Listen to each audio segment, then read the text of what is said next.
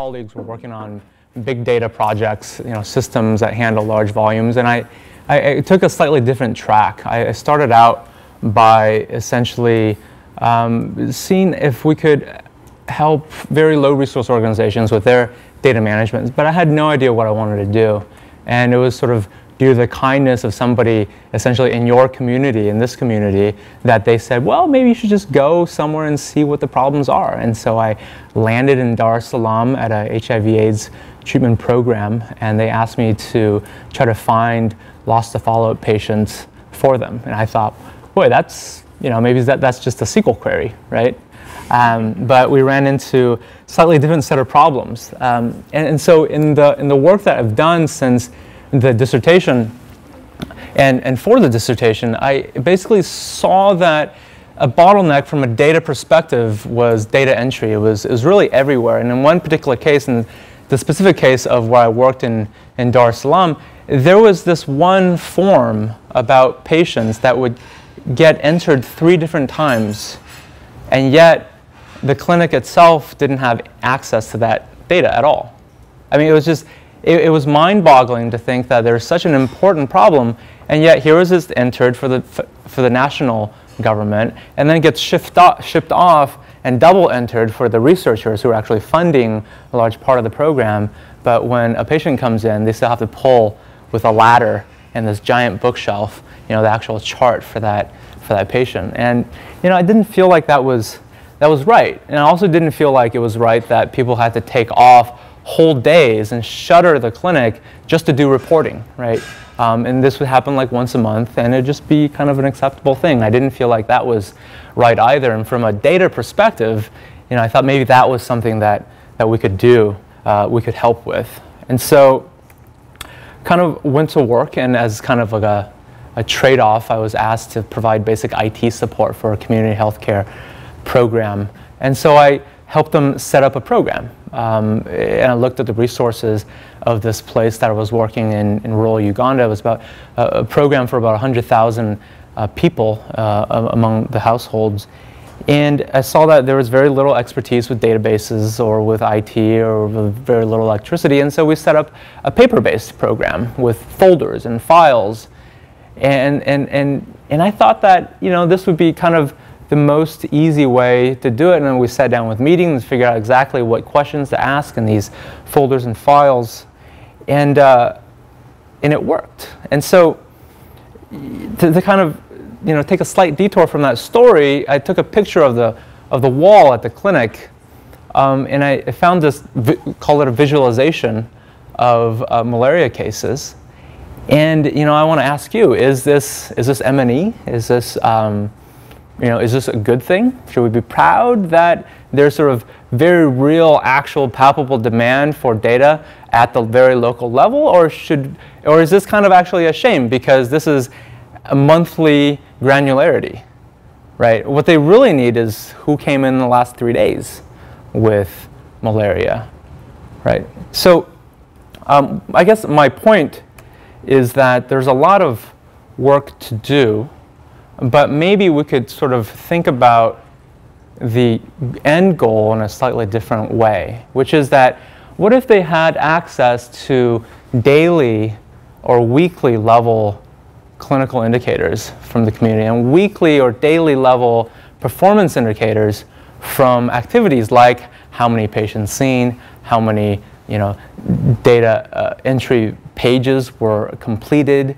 how many times the clinic bathroom has been cleaned, like various operational metrics that organizations in the developed world have, tuned and tuned again to make sure that it works really, really well. And so I think one of the coolest things that I accidentally did was I taught this doctor here to use pivot tables, and he created these charts. And these charts were created based on the data that we were digitizing out of that paper-based system. And so maybe it just kind of brings to mind this maybe a slightly different way to look at how do you transform a health system with technology and data. Maybe it's not to replace everything with SMS and mobile phones. Maybe it's actually to make a local process that's already working work a little bit better and teach people how to use the data. Right? And so that's my thesis. And so I think the key, and I'm going to sort of try to abstract everything I just said into somewhat of a virtuous cycle that we can maybe aspire to, right? The key is to start with this idea of operationalized data collection. And I'll tell you in a second what I mean by that. But roughly it means that you take existing processes and you make them better and you don't try to change them wholesale because you don't know best about those processes. That if we could do that, then there would be more locally actionable data. Like, let's, for example, who came to my clinic in the last 3 days with malaria. And if there were locally actionable data, maybe the incentives for actually giving better data, more complete, more timely, more accurate data entry on all the levels, maybe that would actually happen. And maybe then there would be a natural improvement to the reporting at the higher levels. And there would be less sort of, drum beating for M&E and less top-down pressure for this and that and all sorts of enumerators coming in and taking people's time. And maybe that will yield a little bit, just slightly more local resources, and more importantly, maybe local IT resources or operational resources, which would then potentially feed back into the capacity to do better operationalized data collection. And so what do I mean by that? The thesis here is that if you could somehow harmonize M&E with the way that the paper workflows that are already kind of working in these situations where you're trying to do work, maybe that would be a worthwhile goal. So what's difficult about these existing workflows? Well, they look like this, right? There's one computer, and people use it to check email and adds viruses. And so this is really hard. And so that's kind of where I started. And I said, I'm a data guy. Data entry has data in the name. I'll try to fix data entry. And we tried a few projects, and they didn't work very well. But there was one day where my buddy Solomon here was doing a user study on data entry. That's what I sort of managed to eke out my PhD in, is sort of various ways to improve data entry. And he was mouthing to himself, and I was like, hey, what are you doing? And he said, well, there's a sort of this list of answers here that are all the same. They're all yes. So there's a list of questions, yes, no questions. And he said, these are all yes, and I don't need to look back at the form to fill it in on the computer. I can just remember how many yeses there are, and I can just go boop, boop, boop, boop, boop, and it's done. And it makes it go faster. And I was like, aha, okay, finally some of that education kicks in. And I realized that what he's essentially doing is doing a type of compression in his head. And a type of compression like a compression algorithm that databases might use or computers might use to store more data in less space. That's essentially what he's doing, is using this kind of visual cognitive channel to store more answers in less space in one go than before, to make data entry go a lot faster than it otherwise would. And so I said, what if we could engineer those moments where he could just go really, really fast?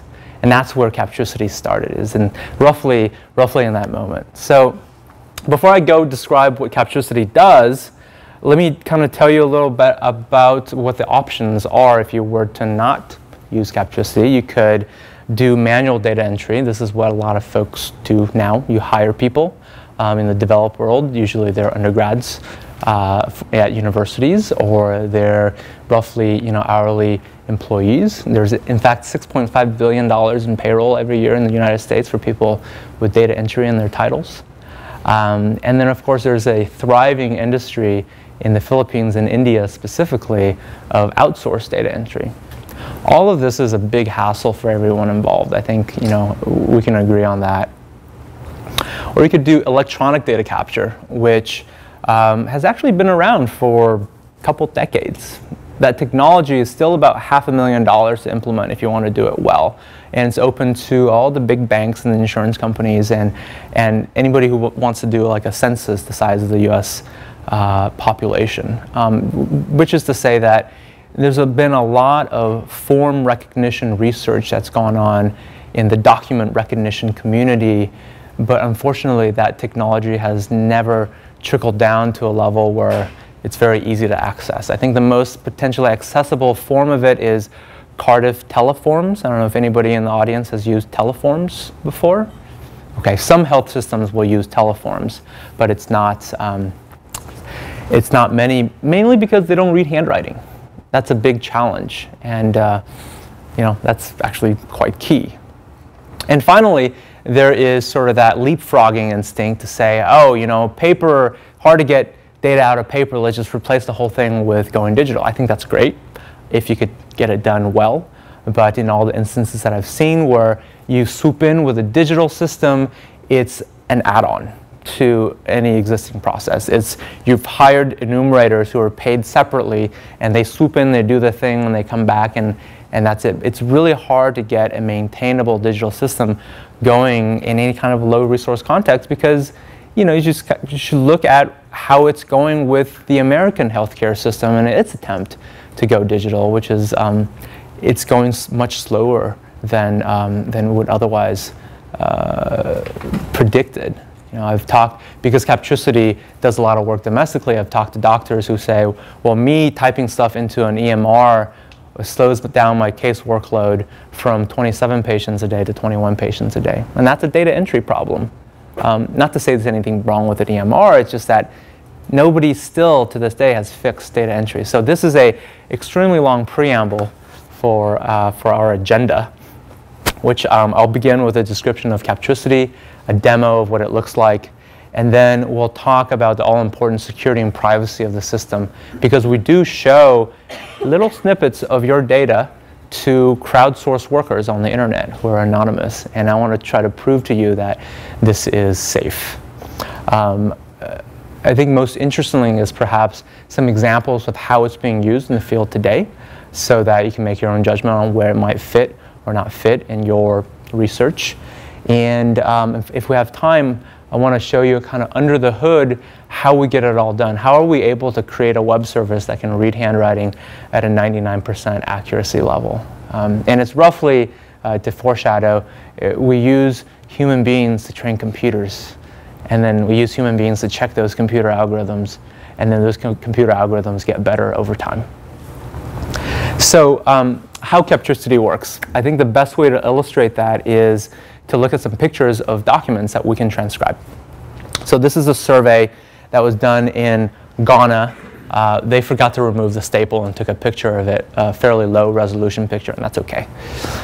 Here is a much better picture with a Canon PowerShot camera of a political participation survey in Mali. It was a countrywide RCT. Here is a patient intake form with fake data, of course.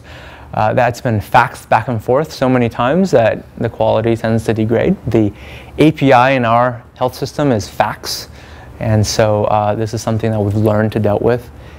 And this, maybe some of you recognize, this is a clinical register from Malawi. And it's been wand scanned by someone who's not very good with a wand scanner. And this is something that we want to pick up because this is the only true and authoritative source of vaccine uptake in the country. Here is a public disclosure form of all California judges in 2011. This is the funnest one we've done so far because we came out with this just before the election, and it enabled us to do things like put all of the judges' gifts in an open spreadsheet online. So if you go to captricity.com/open-data, you can see that data set. What it does is it will extract the handwriting, put it into essentially like an Excel row and column, and it does it for printed text as well as numbers. And you can download this whole spreadsheet as a CSV or push it to Google Spreadsheets. You can always look at the place where that information came from just by clicking on one of these cells. So every one of our results looks like this data set. Once you have that data in digital form, structured digital form, you can do fun things like search for all the judges that received gifts of golf or something like that. So as the capstone to my research, we created a system called Shredder. And today there's some homage to that in that on Captricity, you go to shredder.captricity.com to access the service. But this is before the company, and we created a system that allows you to take pictures of your documents that you might run into in the field and somehow, some way get them to us. We have a web service that's running in Amazon Web Services. And with a combination of crowdsourced workers and machine learning in the cloud, we produce a data set that is actionable. And by actionable, I mean it is timely enough and high accuracy enough that you can trust it and just, proceed rather than hire someone to check it. And so we wanted to test it, right? And so we did this RCT for a wonderful project out of Stanford in Mali. And it was huge. It was, I think, over 500 different villages and about 1 million values in the total data set. And we wanted to be rigorous about it, and so we compared ourselves carefully to what it would have cost and would have been if we had hired local Malian data entry clerks. What we wound up doing is we hired one person, and we jerry-rigged this tripod with a Canon PowerShot camera pointing down and counterweighted by an old textbook. And we took 40,000 photos at about 400 kilobytes each. We put those photos into a Dropbox, and over a GPRS connection, over the course of days, we synchronized about 30 gigabytes of data up to Dropbox. Relatively painless, actually. And at that point, we used Captricity's Dropbox integration, or at that time, actually now we have a Dropbox integration. At that time, we just fished out a Dropbox the other end and uploaded it to the system. And the results were astoundingly good. So mind you, these are results from 2.5 years ago. So since then, the system has gotten better, but these are the last published results, so I continue to cite these. In terms of multiple choice answers, where survey research is mostly concerned, we're up at 99.81%. So this is comparable to a FDA-regulated clinical trial where an acceptable level of accuracy is 15 keystrokes error per 10,000. At least that's what I found looking for citations for data entry accuracy. Clinical trials, that's where you look in case anyone's interested. We were able to do decently with handwritten script, but since it was in French and our workers spoke English, it was a little bit less than super. So it was about 97%. I think today we're doing a little bit better than that. I think where the difference is the most drastic is actually in the timing. It would have taken 8 man-months or so for one person to type in all of this information. You don't want to wait 8 months. Instead, you want to data in a few days, and that's sort of how long it took. It took about 4 days of continuous processing. Today, it would probably take about a day to get that done. And cost-wise, we came in at about half the cost of hiring a local data entry team there if you factor in the cost of housing them and providing them with computer workstations and having a manager on staff to manage them. So those are some numbers. And so based on these numbers and based on the fact that we're in Silicon Valley, we're able to create a company out of the prospect of this technology. And so we were formed in mid-2011. We have some very typical VC investors, including some maybe more interesting ones that do have sort of a social impact interest as well, like the Knight Foundation. We launched at the launch conference. This is kind of like a pretty typical startup showcase, and we won for best technology. Right next to all of these Facebook clones and gaming startups. Not to disparage that, but for something about data entry, that was we're pretty happy about that. And so We're located in Berkeley, and we have a field office in Namibia to better serve our clients in that part of the world. And so here's what the system looks like. We considered the process of extracting data as 3 different steps: capture, extract, use. Capture and use are actually your responsibility. And so what we expect from you is some way of taking a photo of a form or scanning that form and uploading it to us, or uploading it into a cloud storage system. We recommend Box or Dropbox because they tend to be delay tolerant, or they offer asynchronous syncing, so that if you have a bad internet connection, it doesn't really matter, just kind of let it sit in the background and go. Once we get that data, and once we get essentially a template definition of what kind of data you want to extract from your document, we do that extraction and we kind of stage it up on our website for you to look at. Once you're happy with it, then you can push it into a back-end system. We're integrated with OpenMRS for, probably not interesting to you, but we have a great Salesforce.com connection for our regular customers. And of course, Excel. And so finally, the demo. I wasn't sure about the internet, so it's a canned demo of slides, but I do encourage you to log on at Captricity.com, create your own account. You get 10 pages to try it yourself. There's tutorials and videos and all that stuff. We put a lot of effort in making this a self-serve system so that you can do the whole thing without us needing to essentially make a sales call to you. So roughly, here's what it looks like. When you log into Captricity, you see a jobs page. A job is a collection of documents that you want to digitize and you've told Captricity about. So that yellow cloud there is sort of an action that I'm taking. So you click on create a new job. And the first thing that it asks you to do is to upload an instance of your form that is blank. It doesn't actually have to be blank, but it's nice if it's blank because it serves as the template. And on this template, you do this box drawing activity once. So I'm drawing these green boxes just with my mouse. It takes 10 or 15 minutes per box, but let's say I draw this box right here, and I give it a name, and I tell it what kind of data is in that box. If you have coded values, you enter the codes. So, 1, what material is your house? 1 brick, 2 cement, 77, I don't know, 88, I don't care, or something like that, And that's it. You do this once, and you come to a upload page. So you can either drag and drop the scanned forms into the browser, or you can upload via one of these options, Box or Dropbox, or we even have a mobile app where you can just take photos on your mobile app of your forms. Hit submit. It's roughly 20 cents a page if you want to think of it that way, or 1 cent per field if you want to think about it that way. That's a retail rate. And you get data back that looks like this. So that's the spreadsheet. You can always access the entire form if you click on the row header. And so you can see this is some kind of air conditioning service order invoice that we've extracted. And handwritten names come out as digital data just fine.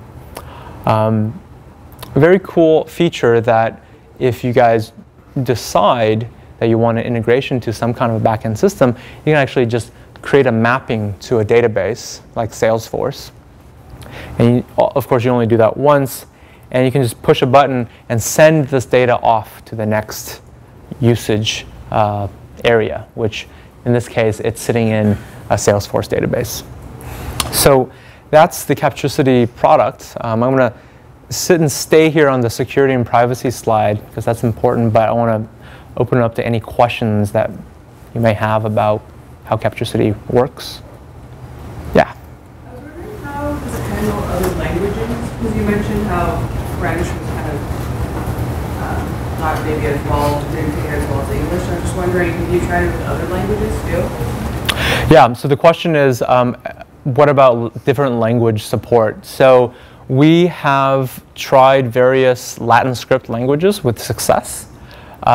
Anything that is, basically the questionnaire itself can be in any language if it's coded questions, because the algorithms don't care what language the choices are. We just need to go and pick up choices. And numbers tend to be the same way. So in that sense, we've done surveys in Dari, Pashto, Chinese. We even did one in Ethiopia. I forget the name of the language at the moment. But if it's sort of handwritten script that is in a different non-Latin font, like Sanskrit or Arabic, then what that requires is a group of workers who will speak that language. Right now, that's actually not a terribly difficult thing to accomplish. We just haven't had very much demand for it so far. So that's not something that we've done so far. Yeah, but it's coming. Yes? Talking about machine learning and human input, so are you sending these snippets to Google for captures or something? Like, what is the human input part of it, or are you doing it in Office?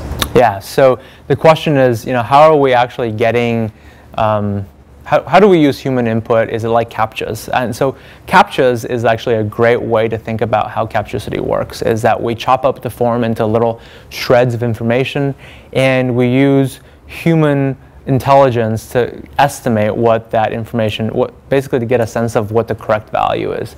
But unlike CAPTCHAs, we don't rely on humans for everything because that would not scale very well. And so we use the humans to train a set of learning algorithms that will make predictions about what that value is. Yeah, but I can actually get into that a little bit later because I have essentially technical slides later. Yeah. Yes. So just to be sure I understand, if I'm in one of those health facilities that you showed initially, I didn't see a scanner in that facility. Can I get out a cell phone and take a picture of a form the size of the one that your colleague was holding on his lap? Yes. And so even if it's like a big, do you have to set the distance for taking the cell phone? Yeah, so we actually have had that happen quite a few times, so there's various things that you can do to make sure that the picture that you take is a good picture, and it normally requires like a carpenter or what's called a copy stand, and just a way to hold up the phone in a sort of a structured, regular way with good lighting. Yeah. Good. Yes, in the back. Can you talk a little bit more about the crowdsourcing piece, or will you talk about that after? I got a slide on that a little bit after. Thank you, Dane. Yeah. Okay. Oh, one more question there. Hold on, phone question. What's the minimum resolution that you would require? Like the most basic cell phone that just SMS that can maybe able to take a picture. Could that work, or is it more advanced? Yes. So this is actually a counterpoint that we have with most OCR-based systems, optical character recognition. So if you were to go and buy one of those, it typically requires 300 DPI, which is a pretty dense image in terms of pixels. We were successful with about 400 kilobyte images, so about 1600 by 1200, which is, I think, less than maybe roughly 1 megapixel. So I think you can get a phone with like 40 megapixel these days. So there's a wide range. Okay, let's continue. So security and privacy. We always get this question, and the rough shape of the answer is that we're HIPAA compliant. So that's one thing. We had an external agency come and assess our security regime, and we can service domestic healthcare customers. And even more than that, we've been authorized to operate by the US Food and Drug Administration for moderate sensitivity data. And so that's actually way beyond HIPAA. That's based on sort of a NIST set of standards. And we're well on our way to become one of the, federally approved cloud software vendors who have this approval called FedRAMP. And so in that way, this is a different way of saying, trust us, we're pretty secure. But to kind of dive into it, what we do is we take your form, we cut it up into little images, and we basically algorithmically make sure that no person can see more than one little bit at a time. And if we can make sure that that happens, then it's provably secure. And of course, because of the fact that we have thousands of people working on the data at once, it's also a large measure of security by obscurity, and that it would be super hard to even see two images from the same form even though if you do see two images from the same form, you don't know that they are from the same form. There are a lot of different types of forms that you can put through the system. Sometimes it helps me to just look at it to kind of jolt some ideas. So I just kind of put this up, but I won't bore you with going through it. There's quite a few, and each one of these is sort of like a different use case in a different domain. A quick customer slide. And so we do work for the government. We just announced our HIPAA compliance, and so we do some work for healthcare organizations as well. And given our roots, we do a lot of work for researchers in the developing world as well as NGOs. And I want to highlight just a few of these examples. So for JPAL, I'm sure many of us are familiar with JPAL, but if not, it's this great group that does rigorous research out of MIT. And they were studying the violence after Kenyan elections. And they decided to have a survey of 30,000 different polling stations. They used Captricity to digitize that survey. And make a story short, they're very happy with that decision. So for our lovely government, which is now on holiday, we started and recently stopped, hopefully to start again, a project to digitize forms for essentially adverse events reporting. There's a general trend in our government and other governments that the best practice for getting data is to hire manual data entry clerks. But just because of the way the demand for data is increasing, our populations are increasing, the number of forms is increasing, but the budget doesn't tend to increase to keep pace with that. And so looking left and right in agencies in the federal government, our federal government, but as well in other governments around the world, there's all these backlogs that are starting to pile up, right? And now they're faced with a decision to either scrap everything and hire a very expensive systems integrator to create a very expensive kind of digital solution, which doesn't always get lift off. Or you can catch up with the backlog and use something like Captricity. So in this case, it's a way to catch up and address sort of historical records. An example in healthcare. So Catapult Health is kind of like a modern day or developed world community health worker program. They're in the South, and what they do is they have mobile teams that go on site to large companies or construction sites, and they provide on-site healthcare. So checkups, vaccinations, and the like. And they're headquartered in Houston. They don't know what the field teams are doing. If that sounds familiar, that's good. They want to know what the field teams are doing. And even here, it's hard to get the data, sort of monitoring data back. And so what they do is they hand out surveys to the people that they serve on these remote sites.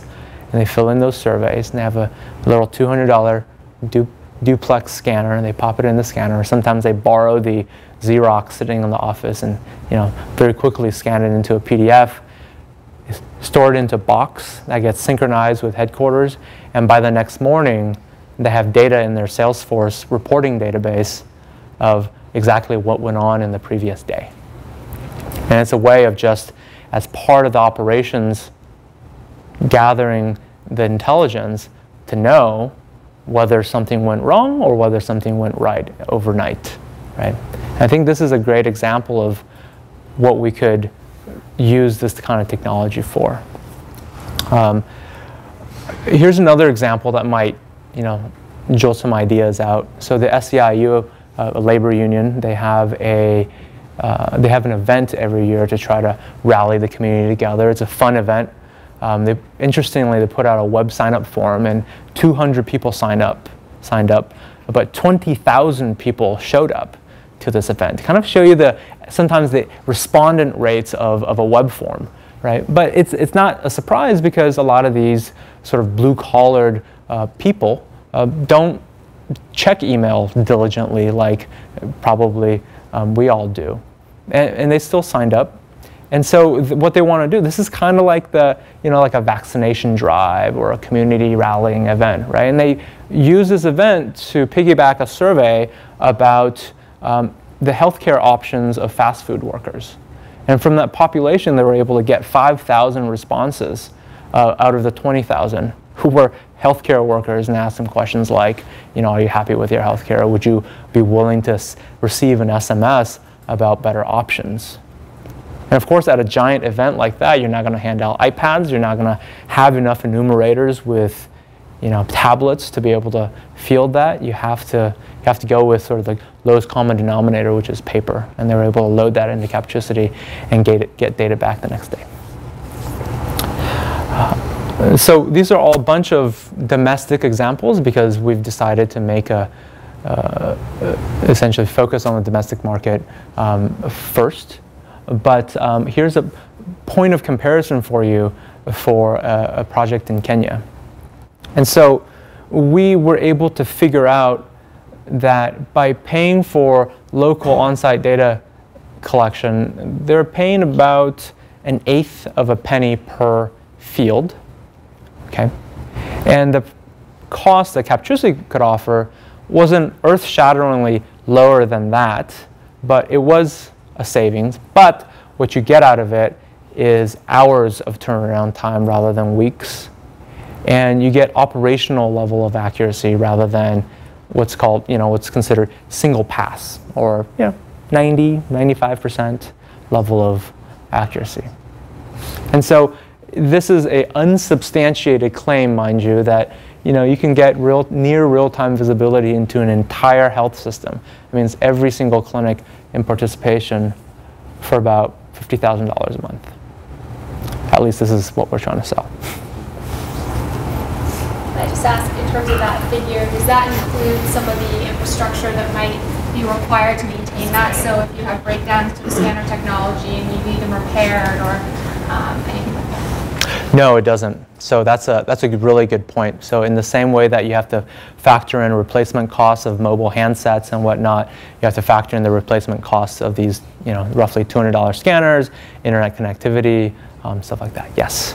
Just a quick question. So that error percentage, is that just a calculated quality assurance percentage, or is that an actual, how are you measuring that quality assurance if you're going through thousands of documents and then sending that data back to the client? That your method. This side or that side? Okay, good. So the way that we measure accuracy is roughly that we have our own, every single field in the system has its own little probabilistic model that says, am I good enough? It actually does not know whether across the whole data set it's 99% or not. Unfortunately, that's actually a super hard problem and super complicated because every data set is very, very different. And so that's why we use the word operational accuracy, is that we get it to a point where you can use it. In the times that we've measured it, it's been, like I showed before, 99.81 for multiple choice, in the 99s for numeric, and usable, passable for handwritten, open-ended handwritten text, yeah. Yes? In your time estimate, are you actually including the cost of taking the photos of the images? So I'm thinking of a multi-page form that's been stapled together. I would actually imagine that turning it over and putting it back down with another page would take quite a bit of time. And I'm surprised that there's that much time saving over the manual data entry methods. Yeah, so that timing does not include the scanning. The timing is, from our perspective, the moment that we receive the document. But for a multiple page form, I wouldn't recommend a photo if it's at all possible. I would recommend that you remove the staple with one of those little claw things and feed it through a $200 duplex scanner. Yeah, and it's an order of magnitude less still, but yes, it is some effort. Yeah.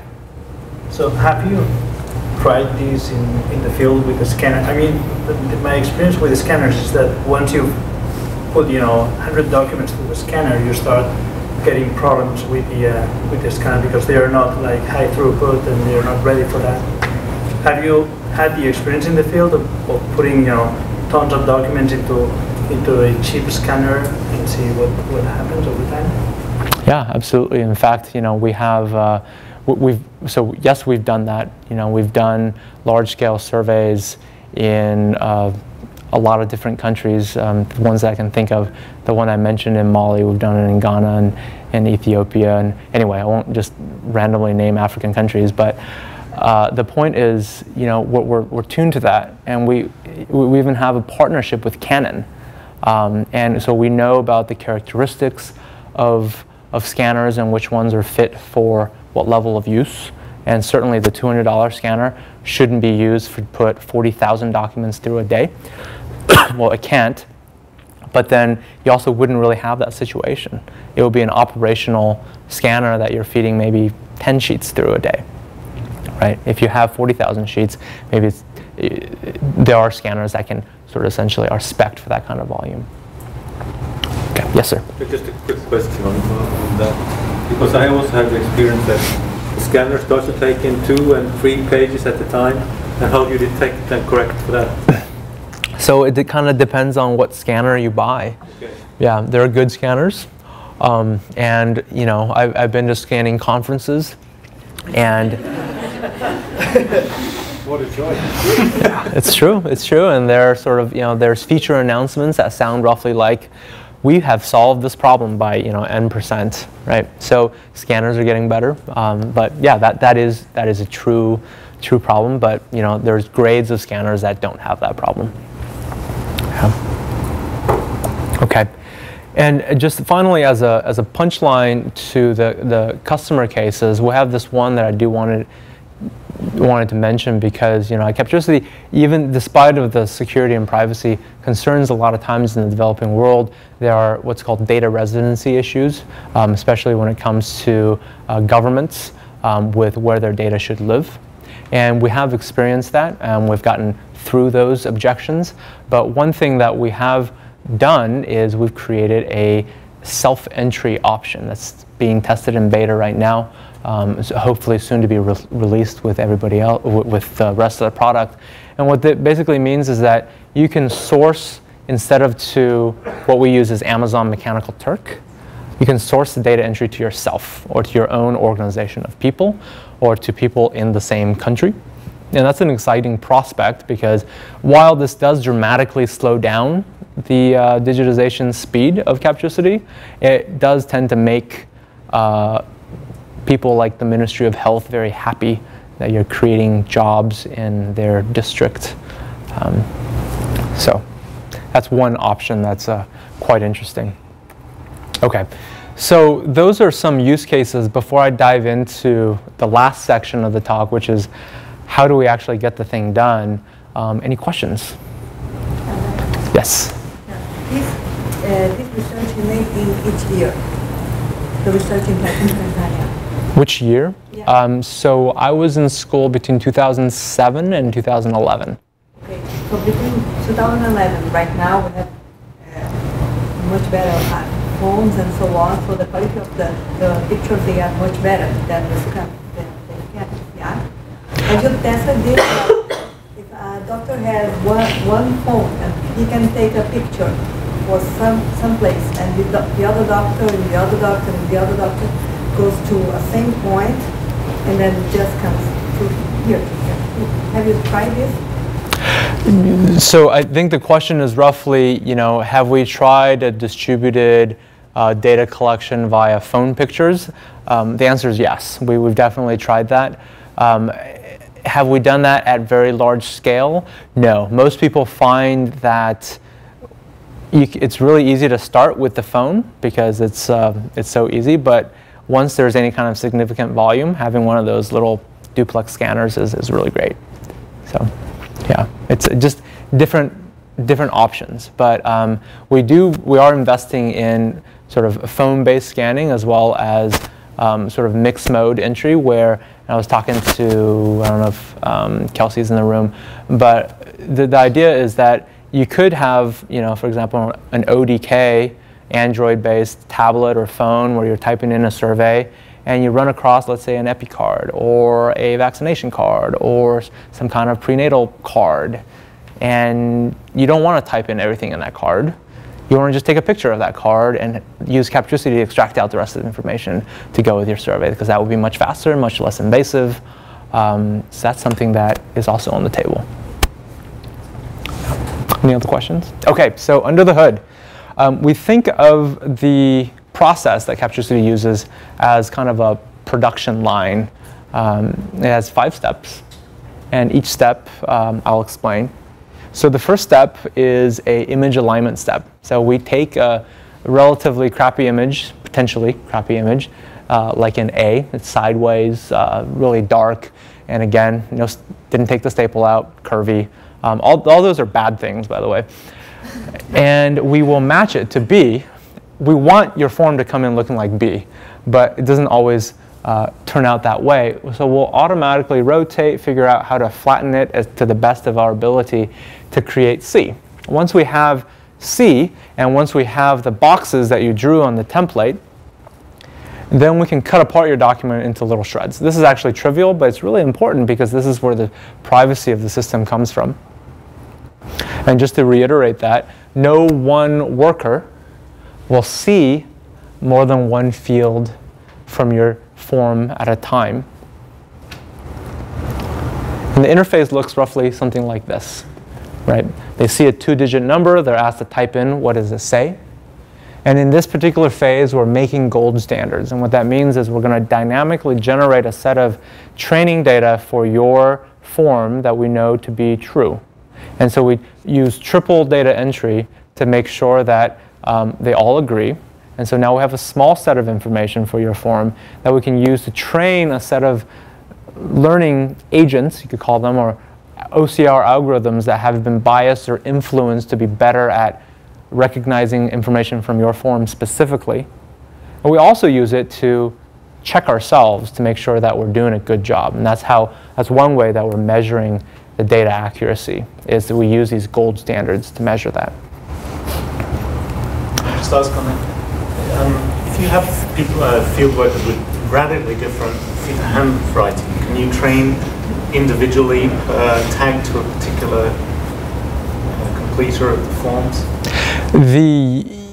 The answer is yes, but probably not in the way that you'd think. So most of this happens just automatically under the hood, but there's one point of interaction that you can have with Captricity, which is to say that, let's say you create a survey and you give it to one region, and the system learns to do a very good job, and then you start giving it to a different region, and there's radically different handwriting on that region, and then we start making some mistakes. Maybe the 9 has a little tail on it, and we don't know if that's a 9 or the letter G.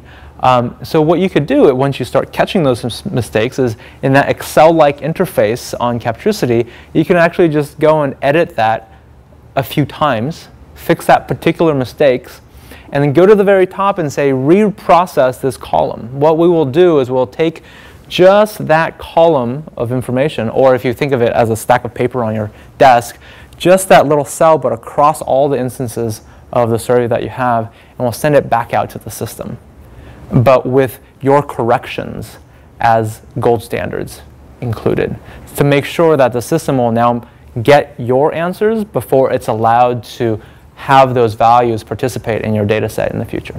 So it's a way to reprocess. That same idea is also a good way to recode your survey. Now, I'm sure all of your surveys are perfect the first time around. You never leave off choices or anything like that. But some less sort of well-trained survey researchers might sometimes leave off an option that should be there, or they might have their enumerators write an option in the margins that wasn't originally there before. And in those cases, let's say you forgot, if there's a discrepancy between your survey and the definition that you've created in Captricity, you can use that reprocessing or rerun capacity to essentially automatically correct for those without having to have somebody sit there and flip through all of the pages again to make sure that something is correct. Yes? Sorry, related to this, do you offer best practices, particularly for for this tool? Like your forms, if you have the boxes separated, if you have it in this way or this other way, it's much better and you have more accuracy? Yes, I love easy questions. So if you go to captricity.com/support, we have a document for how to take pictures of forms and how to create document definitions. Yeah, yes? So if within one survey you have multiple persons with different handwritings, should those forms be supplied separately per person? No? Yeah, just keep them all the same. Yeah. Yeah. Anyone else? Yes, sir.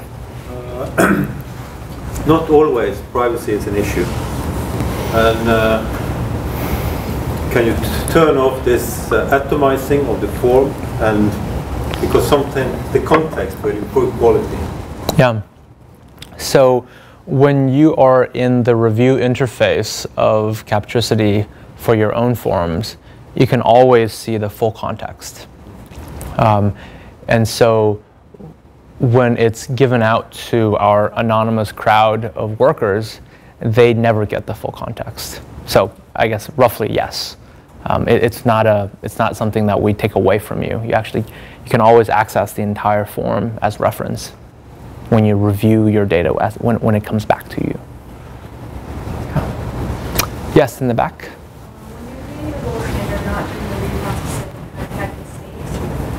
What proportion of the data are training sets, and does that vary by survey? Yeah, we do it in a really silly way. We take 30 examples to start with because we don't really know how many there will be. And when you run more information, then we have more. So then we'll know. But we have to pick a number in the sand, and 30 seems to have been a good number. That's a good start. And then it gets more complicated. Yeah. Good. Yes? You said the data entry is triple checked by the crowd. What if they don't align with the 3 entries or misreading the handwriting? Then what's the process then? Well, for the gold making portion, we just throw that out. And this is not eligible to be a gold answer because there's no correspondence. For the regular portion, we go through sort of a second round and a third round, and eventually it gives up, and it will flag that entry as impossible.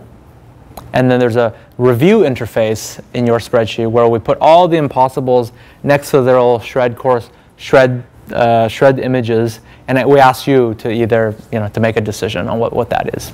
And typically that's, if it's a multiple choice question and select 2 without any kind of distinction, or you're expecting a number but they wrote IDK for I don't know. Things like that come up as impossible. Yes. So I think we're at a 5-minute warning. Yes. It totally depends on your data. Yep. So we recently digitized, I think, all of the nonprofit tax return forms of a particular type in 2011 as just kind of like a woohoo, look at what we can do. And we got roughly 0.1% impossible, and we were happy with that. I mean, that should give you actually no data towards any other form, but just to kind of show you that, the impossible rate is one of the ways that we measure the difficulty of a document. Maybe another good story to kind of illustrate that is we had somebody at the CDC put a clinical register through, and that was the example of a photograph. It was actually a really bad photograph. Both the template and the trial samples are bad photographs, and first time around it was 60% impossible. Second time around it was about 80% good, 20% impossible. And then the third time around they got it down to about 8% impossible. And so this is my way of saying sometimes you have to work with the system a little bit to get it used to your data and sort of play with it to make it work well, in the same way that you have to pilot your survey before you make 10,000 prints and hope for the best. Good. All right. So to kind of keep going, we do a human verification of most of the values unless the prediction engine is very, very good. For a multiple choice answer, if we had 30 gold standard values, we can get upwards of 98, 99% prediction for any kind of marking. But that's not good enough. We actually want 99.9% accuracy. So right now, almost all of the estimates by the learning algorithm will be reviewed by a human. And so we have to make this review interface really, really, really fast. And this is where I kind of, if you remember that story I told you about Solomon mouthing to himself, this is where this comes in, is that we're able to, for example, take all of the predictions, let's say it's a yes-no value of yes-no here in French, and we took all the predictions for yes and put them in one pile, and all the predictions for no and put them in another pile, and we put all the yes values in a grid. If this is cut off, but let's say it's a 7x7 grid, okay? And we inject a few gold standards just to make sure that, you know, the person who's doing this exercise isn't asleep. And we ask them, hey, which one of these don't say yes? That becomes a cognitively much simpler task. It becomes glanceable, in fact, and we try to match it to the number of items that you can fit in your visual channel at a time, which is 5 to 7, depending on how smart you are. And we're able to essentially turn data entry into something like Bejeweled or Minesweeper. So this is my favorite slide. I show it to VCs, venture capitalists. And this is sort of like the way that we approach the problem, which is that there's no technology out there today that will give you 99% accuracy. But that's roughly, as a shorthand, what we need for data to be operational. And so we promise that by cheating, by using humans to do that verification at the end. But over time, as we get more data, that's the most important part, and we develop better algorithms, the cost will be lower and lower, and we can pass that cost on to the people who use Captricity. Yeah? So you had mentioned this scalability problem earlier. So how do you scale the number of people that you have to use to take a look at the surveys or the different shreds that you're sending? Yeah, so that's actually part of the beauty of, I guess, I don't want to call it cloud computing because that's overused, but on Amazon Web Services, we can scale out to any number of nodes for doing the learning and the computer vision part of it. So that's roughly infinitely scalable to the amount that they trust us with our account there. And then in terms of workers, when Princeton University came through with a massive RCT and they dumped 150,000 pages on us all at once, we had 5,000 people show up to do the work. 5,000 parallel workers, right? That's totally, totally awesome. And then they just went away. So the second part of that question is there a certification level for these? I mean, how do you trust that these 5,000 workers are at the same level? We don't trust them. Yeah.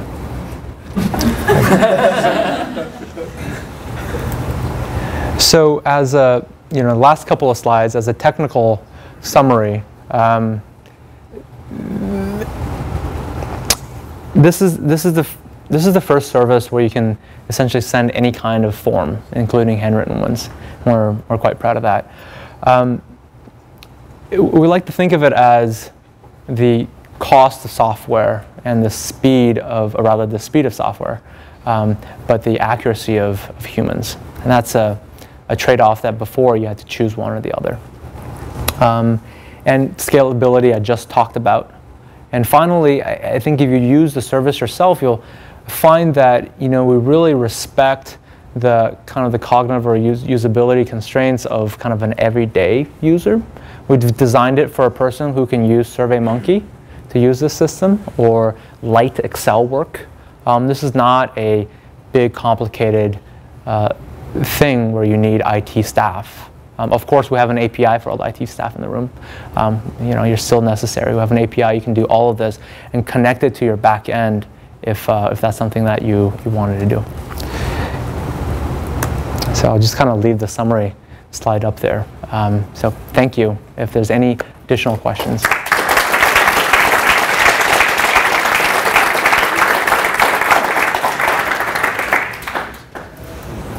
We've asked a lot of questions during the talk, but if anyone has one parting one, I think we might want to squeeze it in.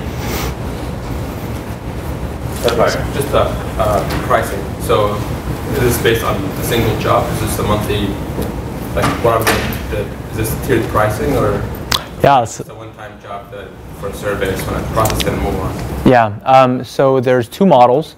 You know, we've taken extra care to never price out anyone. So one model is pay as you go, and in that model it's 1 cent per field. Very simple. Doesn't matter if it's a handwritten field or a multiple choice field, 1 cent per field. And you can just basically calculate how many fields you need and buy exactly that amount, and that's all we'll charge you. There's no setup cost, nothing. And then there's a slightly different model that if you have recurring usage, then you get a big steep discount, kind of like cell phone minutes, where you get a certain number of fields per month at a subscription level. And those start at $75 a month and go up to about $300. And then there's sort of the enterprise level where roughly we will sort through your documents for you so that you don't, let's say, instead of sorting, let's say you're doing 3 different surveys and you don't want to sort through which ones they are. You can just kind of feed them into the scanner all one after another without looking, and we'll sort them into neat piles for you and then run them as a service. Cool. Well, thanks again. Thank you.